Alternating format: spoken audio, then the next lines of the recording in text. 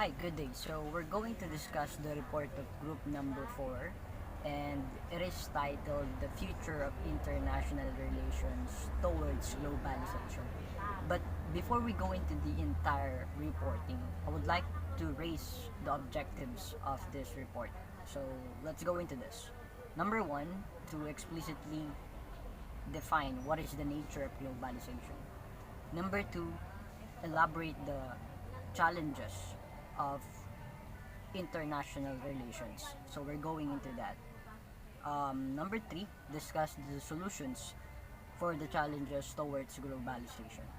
And last, provide awareness to our fellow students about small act to do for the betterment of international relations. So let's start. Alright, so hi guys. Before we start, I would like just to give an emphasis to our first objective, which is to define what is the nature of globalization. So, our group really believes in the idea that this would be the future of international relations. We're leading into a global community and we're gonna get some expert opinion about this on about what's globalization and what's the thing um encompassing this globalization. First, let's get a common narrative on what's globalization is. If I'm going to search the meaning of globalization, it would give me an answer that this is a process by which businesses or other organizations develop international influence or start operating on an international scale. But if we're gonna go into some sort of expert opinion, or I can say academic opinion about this. Globalization is somehow a cooperation of all global actors. As we have discussed, this is so broad in a sense that it composed of entirely different global actors, such as state actors, non-state actors, and of course, the people residing to each and every state. We have a uh, communal responsibility about globalization. So let's consult what's James Rose know opinion about globalization. So um, I'm gonna just paste the reference for this. This was actually taken from his narrative. This was titled The Dynamics of Globalization Toward Operational Formulation. So, what he said in this topic was imagine a food court in an Asian mall. It has some 15 companies serving 15 varieties of food. Virtually all of them are Asian and cater to local taste, but one of them is McDonald's. And imagine that the preponderance of the customers in the food court at noon are crowding the McDonald's, while other counters are short on customers. So, in this notion, he's simply trying to prove that McDonald's is being known globally, and this is because of globalization. And now we do believe that this is the future of globalization. This is the future of international relations, and we're gonna go ahead and tackle more of this later. After the World War II, the world was able to witness the devastating effect of deprivation of internal sovereignty for each and every state. That's why here in 20th century, they give more importance about the liberty of each and every state in governing their respective territories. So, for those who are not so aware on what sovereignty is, according to the Oxford Law definition, sovereignty is a supreme authority within a territory. It is a vital principle for modern international law. So, since we're tackling about the future of international law, and we need to go back from where this was from where international law started to have a conflict. So, as we know, this was started when Europeans are starting to look for some other places that they can invade to enrich their capability as a nation. So now, um, and it caused a lot of troubles. It caused World War One and Two and Cold War. So now, in the development of international relations, we're leaning towards globalization. So let's give importance about globalization. So according to again James Rosenau, this is actually a process from west to east and in second from east to west. Both share a process in which practice is spread and become established in profoundly different cultures. So this is what Joseph Nye is also trying to tell us in his TED Talks about power. So since power is shifting from west to east, this is the so-called the regained power of the east. This is the process of globalization. This is immediately comes into mind when completing this process of spread. The answer can be summed up in the word globalization, a label that is presently in vague to account people's activities, norms, ideas, goods, services, currencies, and other decreasingly confined to particular geographic space and its local and established practices. So also that was from James Rowe. The globalization is not just stuck into one idea. It is broad. It tackles people, culture, everything that was mentioned by James Rosnow. So just to make this more narrow down, globalization is just about making the world less interfere by internal sovereignty. I'm not saying that nations or states should give up their internal sovereignty. What I'm trying to say is, in the view of globalizations, as per the liberalist theory, this is a global cooperation. This is giving up the nature of every state on being a so-called independent other nations.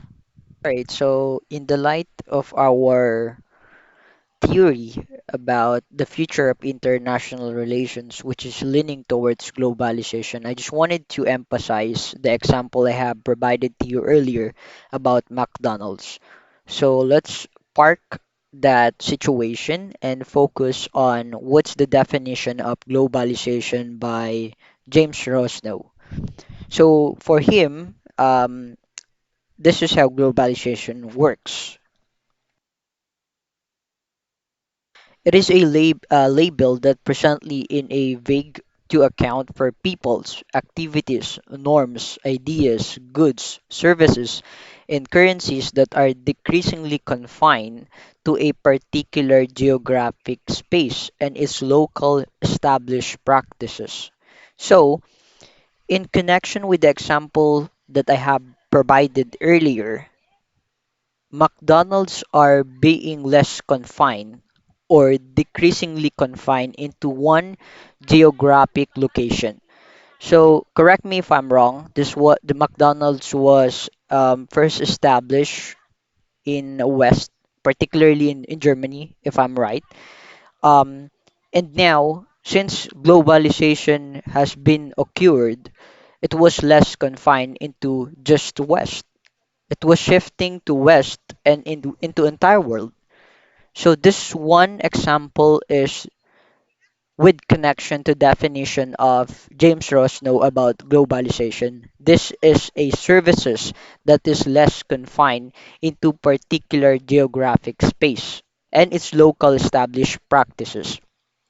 So um if you're gonna ask is globalization something negative or something positive?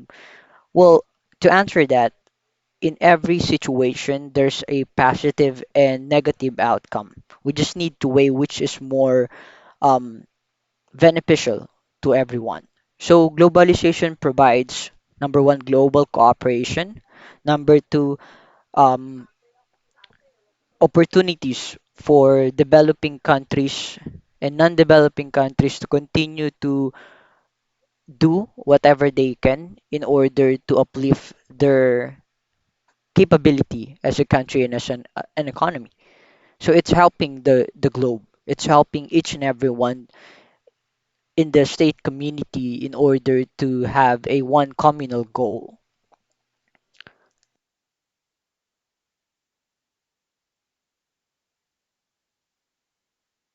Okay, so now we already defined the nature of globalization. All right, so just to add into that, it is shown in our history the benefits of globalization. As we have mentioned, there's so-called negative and positive outcomes for each and every theory or ideas. So we're going to focus on the benefits of globalization, which I mean is the positive benefits of globalization. So as we have studied, globalization creates more potential for global cooperation and less of being a breeding ground for extremists, as what realism states, or the theory of realism. So, in defining what globalization is, I would like to be more localized into this. So let's just try to be realistic and more localized in context for globalization. As we speak right now, we are continuously experiencing the devastating impact of coronavirus. It is no joke, and it's still creating a conflict and hard time to our state and non-state actors. But our hopes are high that we will be able to overcome this situation. But just to connect this in our topic right now, without globalization, there will be no United Nation and there will be no global organizations such as World Health Organizations that would standardize the ways on how to combat this coronavirus. So, this is one of those good things about globalization. We're able to overcome the negative implications of realism in the international system. And it's really evident that liberalism as a theory is way more beneficial than realism. Because as we speak right now, what one of the implications of liberalism is global cooperation, and global cooperation is helping us towards a way more better global community or global society. So we're able to put an emphasis on the definition of globalization, and also we are luckily able to make this more localized. Now, one of my fellow reporters were going to talk about Joseph Nye. This is about power shifting in the international relations. James Hansen will also be mentioned. He's going to talk about climate change. And last, Maajid Nawaz is going to talk about extremism in the international community. So these three things are mainly the challenges towards the future of international relations and, of course, towards globalization. Okay, let's talk about one of the three TED Talk speaker who is Joseph Nye. Joseph Nye is a scholar at Harvard University studying international relations, a liberalist and diplomatic and optimistic person. In the level of analysis of Joseph Nye, he analyzed the global issues, discuss how to deal state and interstate, and how we as a state may need to rethink concern about global power distribution to avoid miscalculation. And let's talk about what is power. Power is shifting. Um, Power is fluid that we should adopt. And in traditional thinking, power is a military power where Oxford defined great power as a country able to prevail in war. And power is the ability to affect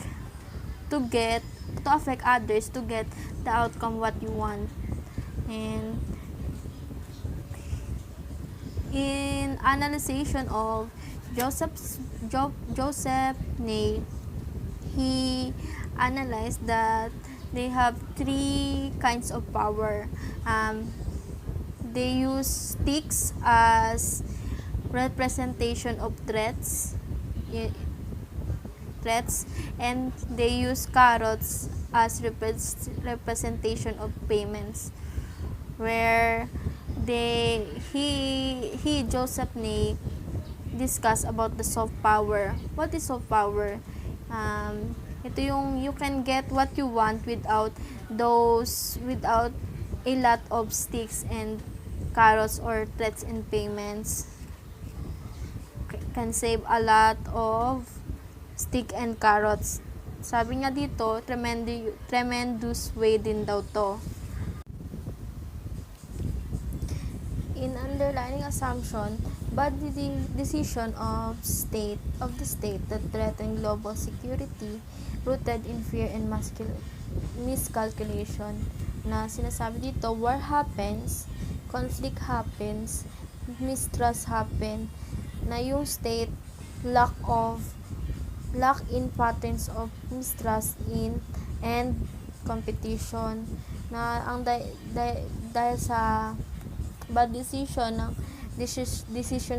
decision makers, they view power as zero sum, na ang zero sum ay yung your loss is my gain, your gain is my loss. in policy implication in policy implication, they sabi nga natin si Joseph Smith is a liberalist. Kaya sabi nga dito, liberalist foreign policy doesn't view power as zero sum. Hindi niya binuview yung power na zero sum, kundi binuview niya yun as a positive sum, na your gain is my gain, your loss is my loss. They think, Joseph Nate think din na on how we work together to produce global public goods. Joseph Nate believes in cooperation. Sabi niya, power can shift and become diffuse in ways that we should not view as threatening. And they Joseph Ney have new narrative of power that is smart power. Na yung smart power na yun, combination siya ng hard and soft power. Na yung hard, yun na nga yung stick and carrots, na representation niya ay threats and payments. That na ang soft power is yung you can get what you want without those stick and carrots. That's all.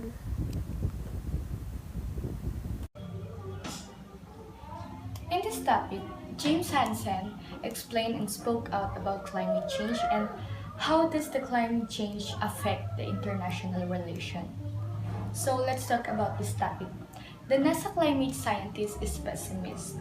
So the challenge of global climate change is how the states may need to rethink concerns about global power like US and China. During the first US satellite, there was intense microwave in Venus. The hot and sulfur acid was 900 degrees Fahrenheit. Then the greenhouse effect is the planet changing more important because it changes and affect human. During 1850, John Tyndall, the British physicist made laboratory measurements which infrared rods where he discovered that the gases and carbon dioxide absorb heat from the Earth's surface. To observe the global climate change, in 1981, Science magazine concludes the warming at zero point 0.4 degrees Celsius prior to century is consistent to increase in carbon dioxide. Therefore, Earth will continue to warm and will experience random weather. So during 21st century, the prediction on climate change are: first, there were shifting of climate zone. Second, creation growth prone regions from North America and South and whole Asia. Third, rising of sea levels. And the last is opening of North Passage.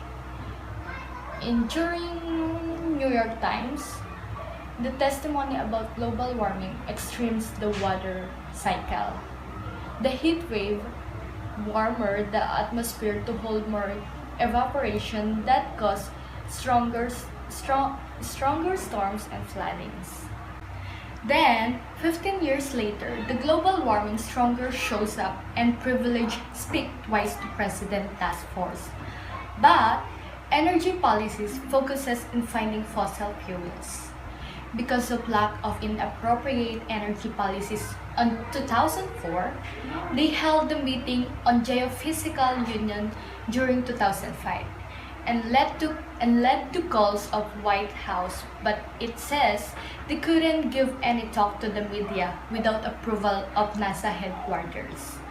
The New York Times knew and NASA removed censorship and forced to end the censorship. So the NASA mission statement is to understand and protect the home planet. The more energy coming, the more warming comes in our planet. So in this video, James Hansen predicted that Arctic would be ice-free before 2000 and the New York and Florida would now be underwater. So okay, being a critical analyst in this video, I don't think you understand just how much our carbon output is increasing over time. As society advances in technology, it seems to rely more and more on fossil fuels and other practices that release greenhouse gases to support each person in our rapidly growing world population. With the unending changes happening in this world, the international relations have no exceptions. Constant changes can lead to challenges that we might face in the future. Learning about the future of international relations can help us get ready and prepare about the future challenges that might occur, just like Maajid Nawaz. Maajid Nawaz, a British liberal activist and author of Pakistani origin, talked about the uprising of global extremism and ways we can counter it. Nawaz started his TED Talk by asking a question on why extremism seems to have been on the rise in Muslim majority countries over the course of the last decade. Nawaz gave a brief history of time. He stated that during medieval societies, we have alliances, and identity was defined primarily by religion. During the 19th century, we have the rise of the European nation-state, and identity and alliances are defined by ethnicity. With the New Age, he called it Age of Globalization. This is the era of citizenship where people can be multiracial and multi-ethnic but equal citizens of state. Now, with the current generation, Nawaz believed that we are moving to a new age, the age of behavior as dubbed by New York Times. He defined age of behavior as a period of transnational allegiances where identities are identified by ideas and narratives that bump people across borders. that affect the way people behave. Ideas that are defined as the cause that one believes in and narratives are the way to sell the cause are the two main factors that affects how people behaves in society nowadays. With this new age where ideas and narratives mainly affects persons' behavior, people capitalizing recently are extremists. The Islamist and phenomenon of far-right fascists are good at communicating across borders using technologies to organize themselves to propagate message and create a global phenomena. Islamist and far-right fascist effort in spreading their ideas and narratives through digital technology has been affecting the European music where far-right fascism is on the rise. They are also affecting the political climate in Europe. This is mainly because the previously localized parochialism or extremists who have been isolated to one another have been interconnected and are becoming mainstream through the use of modern technology. With the extremist and far-right fascist getting mainstream, where does this phenomenon leaves democracy aspirants? Best term to describe these democracy aspirants is that they are getting left far behind. So, why are these extremist and far-right fascists succeeding and why are democracy aspirants falling behind?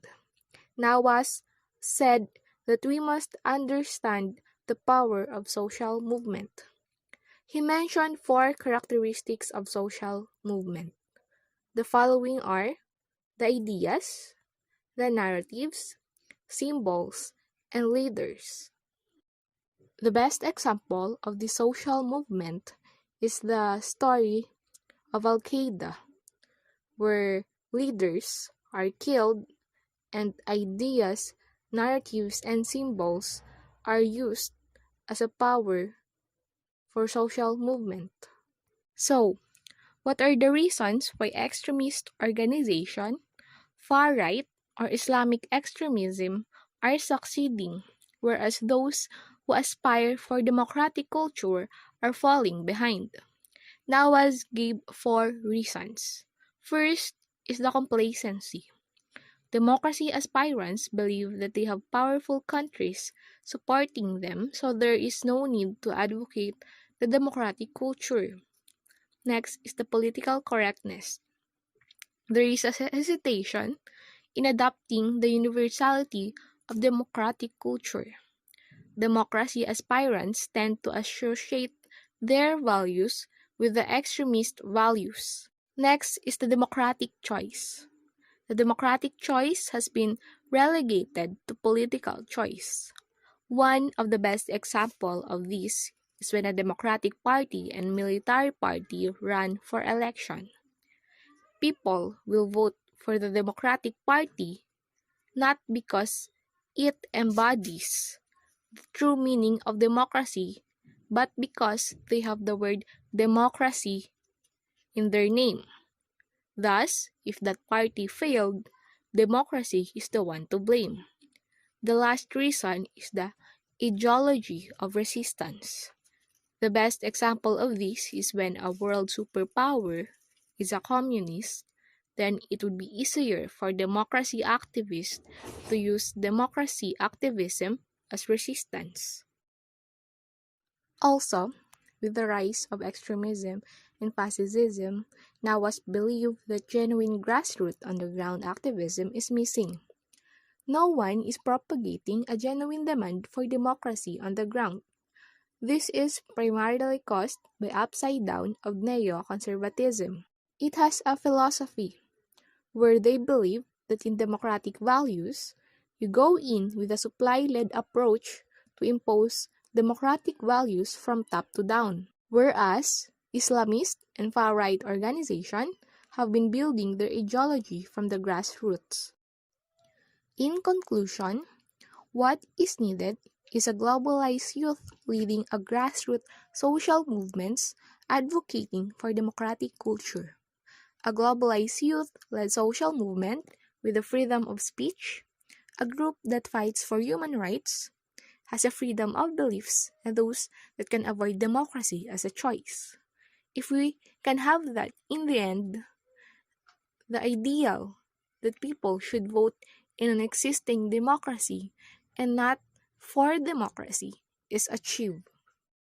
So my colleagues were able to discuss the objective three challenges in the international relations. They were able to emphasize each and every important details on the TED Talk topics of these scholars. So we're gonna go ahead and summarize this for better understanding. So we have Joseph Nye, scholar at Harvard University for International Relations, operates liberal perspective and doesn't convey realist view. He's actually more diplomatic and optimistic, as what my colleague discussed. And also we have James Hansen, climate scientist. He was actually viewed as pessimistic when it terms of climate change theory. And also the last but definitely not the least is Majid Nawaz. He's actually a Pakistani descent, grew up in United Kingdom. Uh, One thing about him that makes you intrigued is actually he was involved to some extremist group before. He was able to display fiery disposition about Islam, and now he essentially rejected violence and advocate democracy. So these three TED Talk speakers are mainly the contributor of the idea of what's going to be the future of international relations. This was actually mentioned by Robert Glover in his educational video about the thinking of future of international relations. So as I promised you, we're gonna go ahead and dig deeper. We're just going to use what Robert Glover pointed out on his video, and we're just gonna adapt the same thing today. Now, let's focus on Hansen. So he's a global planetary thinker. So what he would like us to focus is how we as species may need to latter resource consumption to preserve a livable planet for future generations. So he's actually mainly focusing on the green theory. So as we have studied in international relations, there's a green theory. This is focusing more on nature. This is something to do with the environment. Green theory believes that cooperation or power would be less necessary if our planet would not be livable. So the first thing that international relations should focus is environmental preservation. So let's go ahead and focus with NI. Actually, NI is about for state and interstate. So again, he's a liberalist. He condemns realist view. If you're going to watch the TED Talks of Ney, he was able to point out that we should not afraid or worry about the changes on the international relations in terms of power. Most especially, the China is trying to reach the top number one spot for global military and economy. So he was just trying to point out that this is just the regain of the East or regain of the Asia, because there was some sort of evidences that before Western power or before Western race to power, it was actually the Asians were first to have the power. This was started with empires, the reigning of the emperor. So it's just like the shifting of power. It's normal. As he mentioned, power is fluid, It's continuously moving, so we should not afraid of that. So instead, we should use that for global or promoting global cooperation, promoting new ideas and new opportunities for each and every state. Last, we have Nawaz. Is actually a societal slash individual. He would like to put more focus on democracy, not as a politics, but democracy as a society. He wanted us to believe that we should forget the idea of democracy into just a political spectrum. It should be a societal condition. So it should be on the school, it should be on the religion establishment, anything that is related to societal institution should have democracy. And what are the underlying assumptions of these scholars? So for Hansen, if we can make fellow humans aware of the true risks of climate change and stimulate political action, we can change consumption patterns. Why? Why we should educate our fellow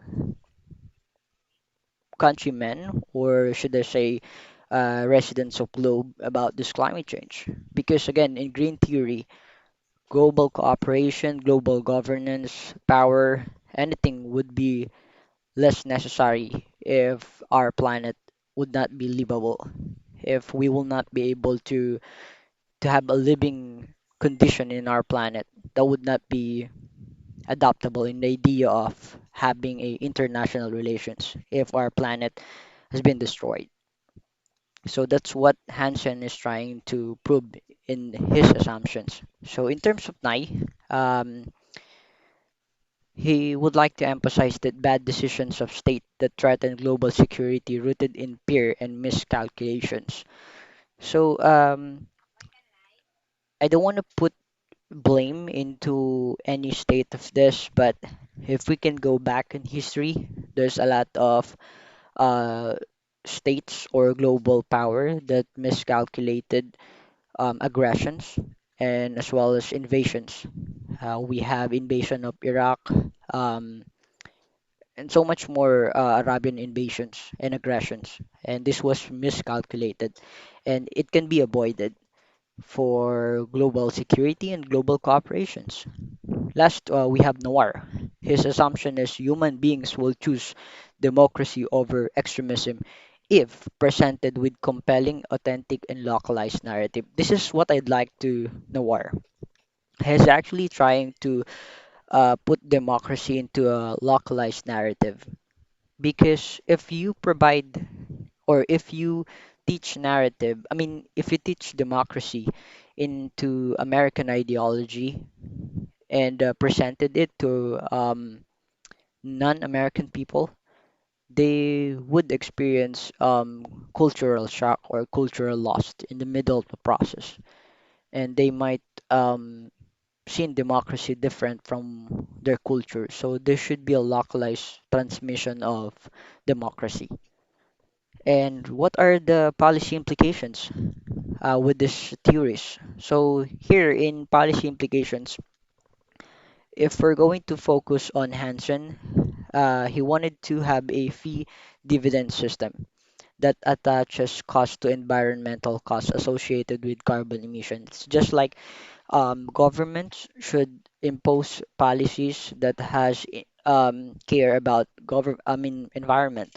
So for example, if US is number one contributor of emission, they should pay for that. They should compensate the world because they're destroying the future of a livable planet. So that's what Hansen would like to impose or to have a policy into this. In terms of Nye, liberal foreign policy doesn't view power as a zero sum. Power can shift, can be diffuse. It's just like China has more economic and political power than 50 years ago.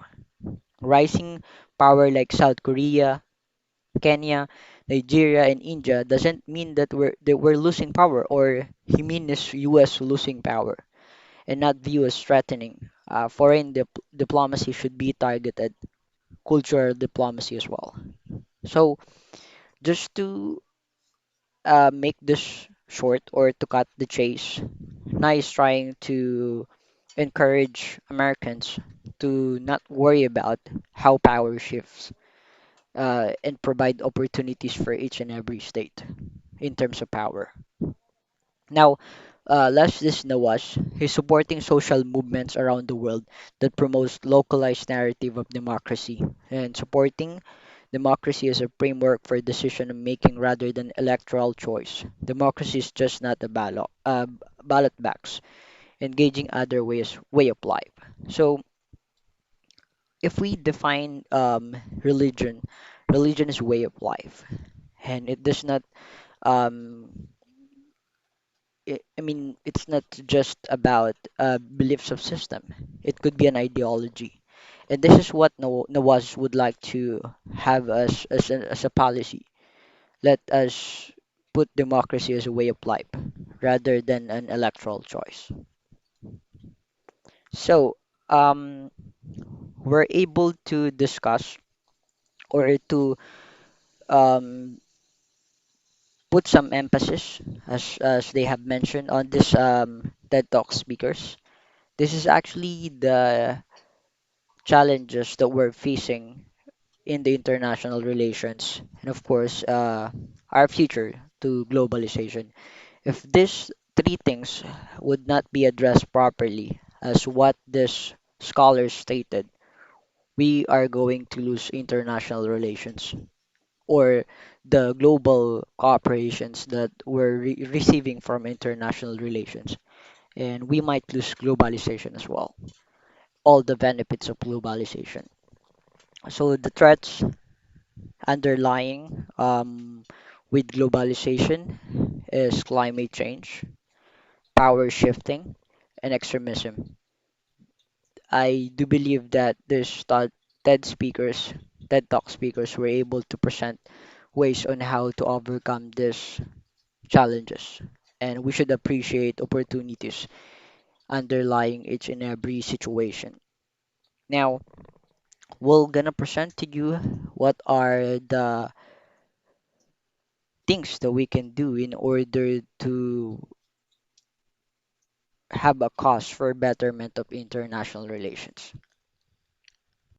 All right, so we're able to discuss the solutions on the challenges for international relations. It was objectively provided by our fellow speakers as well as me. I was able to dig deeper and try to elaborate the solutions that was suggested by our speakers. It was James Hansen, Joseph Nye, and Majid Nawaz. And I think we should consider those solutions they have mentioned, most especially the policy implications, because those are the things that is substantive in order to attain globalization, which is, we believe, the future of international relations. Now, let's focus on providing awareness to our fellow student about small act to do for the betterment of international relations. And I won't go further for any reference. I'll just take the word of James Ross now on his journal Pondering Post Internationalism. He said that to think theoretically, one must be predisposed to ask about every event, every situation, or every observed phenomenon of what is it an instance. So this is something that we would like to left you guys after watching this discussion. We wanted you to follow what James Rosno is trying to teach us, or he's trying to um, educate us. This is we as a student, we should be thinking theoretically. We should be predisposed to ask what's going on. What is the relevance of this situation? What is the implications, what is the underlying assumptions for each and every event. We should not stay on a single connotation that it was just an accident. We should try to look for more reason why a certain event happened.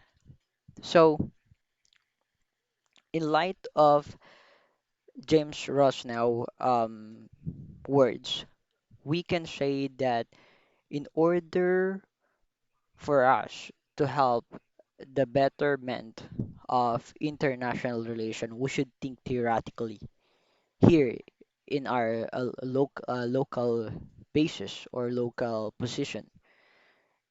And if we're going to practice thinking theoretically localized, it would have a mirror in the international system because international system wouldn't be able to complete without the cooperation of each and every local state.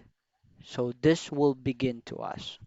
If we're going to think theoretically, we will be able to resolve the problems and conflicts of international relations from our local basis.